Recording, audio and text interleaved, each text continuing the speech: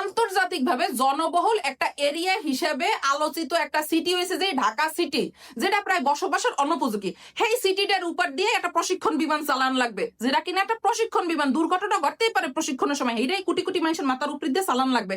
আজকে যে দুর্ঘটনাটা ঘটছে এটার ক্ষতিপূরণ নেবে কারা? গত বাংলাদেশের 34 বছরের ইতিহাসে 32 বার বিমান দুর্ঘটনা ঘটছে। আজকে যে বিমানটা দুর্ঘটনা ঘটছে এইটা হয়েছে যে 1966 সালের একটা চায়না রেপ্লিকা বিমান, যেই বিমানগুলো আরো 20-30 বছর আগে বিশ্বের বিভিন্ন উন্নত দেশগুলা এই বিমানগুলা চালান বন্ধ করে দিচ্ছে। এই বিমানে মগদাসে এখনো প্রশিক্ষণ চলে, বেশ ভালো কথা। এখন আপনারা এই ক্ষতিপূরণ গুলা দেবেন কি কায়দায়? এর আগেও দেখছি যে এই ধরনের কাহিনী ঘটলে দেবেন আহত যারা হয়েছে এগুলো গিয়ে 50 লাখ টাকা, যারা নিহত হয়েছে এগুলো গিয়ে 5 কোটি টাকা। ভাই এই টাকা দিয়ে হরবে কি? এর আগে নাইলে দিতেন যারা হ্যাগো মাই পোলা আছে হ্যাগো ভবিষ্যতের লেগে এই টাকা খাটাইতেন। কিন্তু আজকে তো যারা ভবিষ্যৎ হেরাই তো মরে গেছে, এই বাপ মা এই টাকা পয়সা থইবে কার লেগে? ভবিষ্যতে তো মরে গেছে।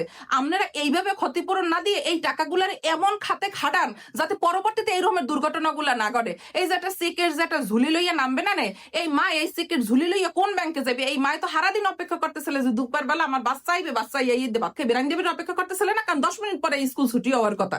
এই মায় তো এই বাচ্চার যখন একটা জামা দেখবে, এই জামাতে এই বাচ্চার ঘ্রাণ, এই ঘ্রাণ আলা এই যে বাচ্চারে যখন হেপার এই মায় খুঁজবে এই চেকটা কোন ব্যাংকে জমা দিলে এই মায় এই বাচ্চারে পাইবে।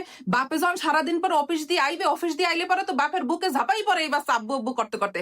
এই বাপে তখন এই বাচ্চারে বুকে জড়াই নেওয়ার লেগে কোন ব্যাংকে এই চেক জমা দিলে এই বাচ্চারে তখন খুঁজে পাইবে, এইটার উত্তর দেন।